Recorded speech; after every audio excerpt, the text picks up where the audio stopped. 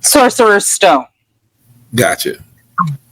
So, my takeaway from that movie was a lot of people, I don't know, it's like they feared Harry and hated Harry and loved Harry all at once. Yep. It just depends on like where he turned, you know. The people that were scared of him were like the people you wouldn't think to be scared of him. It'd be, you know, the older ones who knew what was coming, so they were afraid. People who loved him, the people who were supposed to love him didn't love him, which was insane. But that's just how life goes sometimes.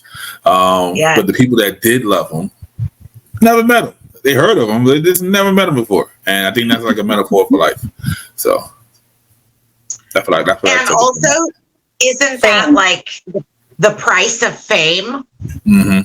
That's literally exactly what I was thinking as he was talking about the different juxtapositions. Was literally the price of fame. Because just famous, don't even know why, but just famous. At 11. Yep. Just famous since he was like basically a baby. Yeah, but he didn't know until he was 11, and then all of a sudden he's famous, and he's like a fudge. It's almost like he's like. Why am I famous, Hagrid? He's like Michael Jackson, but not knowing he's Michael Jackson yet. So. Or like a nepo baby, like we all know about Krishan Rock's baby. That baby don't have no idea about nobody. You know what I mean? Yeah. Or he's like Blanket. That's what it is. Instead of Michael Jackson, think about Michael Jackson's children. Yeah. Yeah. He's like Blanket. The baby, we know all about Michael Jackson's children. Mm-hmm. Like everybody knows, Blanket did not know that Blanket was outside of a window being hung out of a hotel room window. Yes. Right? No idea. But it was seen around the world and talked about for quite some time. Baby had no damn clue. Yep. That's who Harry was. Yeah. Yeah. Christy, what about you? Oh, me first? Okay. So, for me, this is the piece of the story because, again, all the way, it's all one story to me. This is the part of the story where you get to know Harry. You get to know Harry's background. You get to know Harry's character. You get to discover a lot of things right along with Harry. That he's a wizard. That, you know, there are people who are going to love you and be loyal to you and have your back. That there are places where you're going to fit in even if it doesn't seem like it.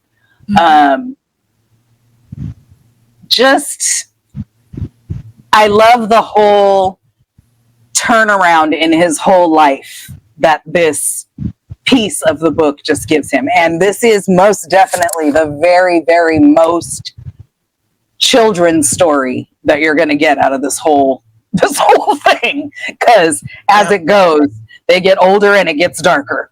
But this is all very lighthearted and very, well, not completely, because them Dursleys, they're villains in and of themselves. But it's just... It's like normal, like, not, no, I don't want to say normal, but it's average villain. Mm-hmm. Yeah, muggle villain. Yeah. Versus, the Dark Lord in the back of your head under a turban.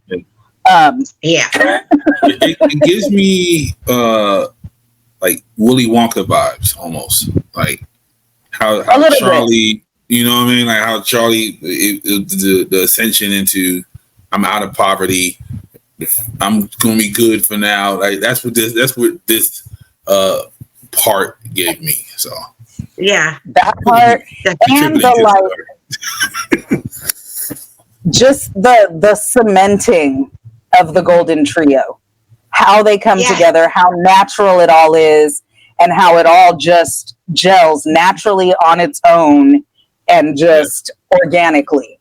And how it wasn't supposed to. Like, yeah, you know what I mean? Like, those three in any other environment would not be friends. No, not at all. It's like not against all odds they became friends. Yeah. And that's why it's so awesome, because it was so organic, even in its like improbability. You know what I mean? And the fact that the Golden Trio, each of them brings something different to the group that makes them a strong group. And so this is the foundation of everything that's to come later. And just her planting the seeds.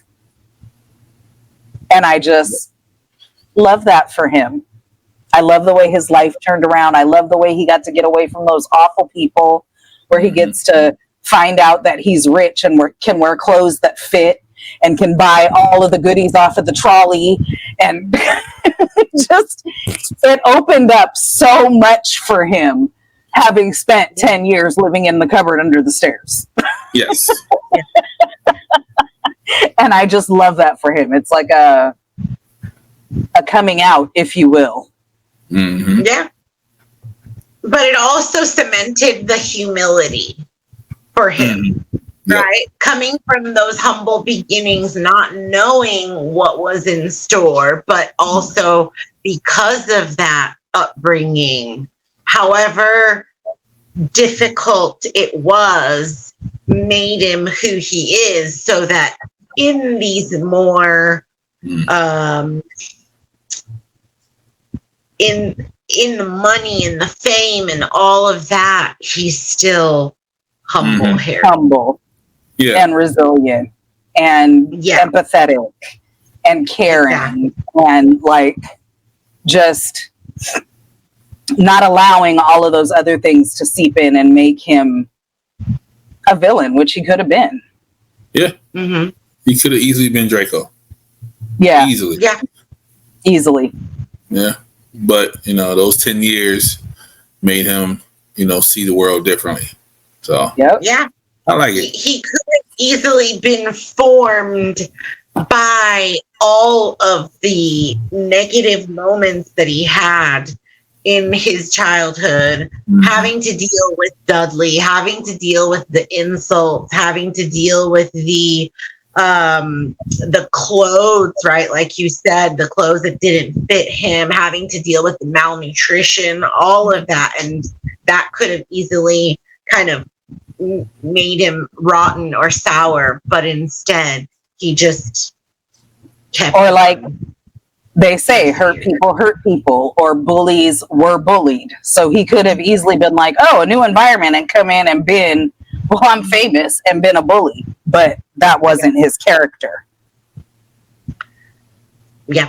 He could have been like Draco and been best friends with Draco. Like Pop. Yeah. He had the opportunity, but he's better than me, because I would hurt everybody after I got the money. That's fine. Everybody would have felt some type of pain. Then we would have figured it all out later. But I mean, yeah, he could have easily taken all that money and gone to a shady shop like Borgin and Burke's and like started his ascent into like basically Voldemort-hood, right? He could have been looking for revenge and like unleashed dark magic all over number 4 Privet Drive. Like there's so many ways he could have gone. I kind of want to see that. I mean, they deserve it, but even the fact that he came back like every summer, like he just came home, like, no, I'm not coming home. You're not going to see me anymore. Yeah. But, I mean, he tried that later, but then he found out he still had to. But we'll get to that. All right. Okay, my takeaway is extremely controversial, and I've already talked about it in the podcast before. I hate Dumbledore. Yeah. I knew it. I can't. Every time I try to wrap my head around it, like, so up until now, we've only gotten through book 1, but I've gotten through the whole series. So, you know what? You know what, old man? You're wrong. Wait. Are you saying that you agree with Uncle Vernon? He's a crackpot old fool? No. Okay, here's the infuriating part, is that he's not a crackpot old fool, is that he's highly intelligent and arrogant, and like, that is the part that gets me, is the fact that he is so highly intelligent and therefore is a manipulative son of a gun. He manipulates the entire... Yes, but wait. Yes, but so we talked about this when you brought it up before. It's a love-hate thing with Albus. It has to be, though. You love him and you hate him at the same time because yes, he is the puppet master. He is manipulating it all, but his reasoning, but also the things that you love about Albus, the childlikeness, the fun and silly, is the part that kind of messes up the super intelligent part, because he'll just be like, I'll give just enough info to see how this little maze goes, and then we'll see what happens after that. This is giving major gaslighting vibes, right? Like a manipulative person who keeps you coming back for more because their charisma, their character is just wonderful. So you forgive and forget and just keep going back for more. And or because Dumbledore knows what's going to happen and what's at stake, he's the only one that seems to remember that this kid's only 11. Right, like, do you want him to tell an 11-year-old He's trying to give him everything? Info. Like the first day of school, like, hey, we gonna need you to save everybody. That's what we gonna need you to do. That's what you want him to do? Not to that extent, but at least a little more. He's Mr. Miyagi. He's training him. Wax on, wax off. He's giving you the moves, so when he's ready, he will be ready. That's what happened. Yeah. Maybe my opinion is a little bit more influenced by future Dumbledore. But it's like triggers, right? I'm reading book 1 and then I'm triggered, like, from what I remember about other books too. So I'm just frustrated. Yes, but you know that it all works out for the best in the end. Maybe. I don't know. Let's not give anything away too soon. Also, nobody knows what that means because there's about 100 billion trillion things that happen between now and then. Not to mention another 100 characters we haven't met yet. Yeah. Okay. There's so much.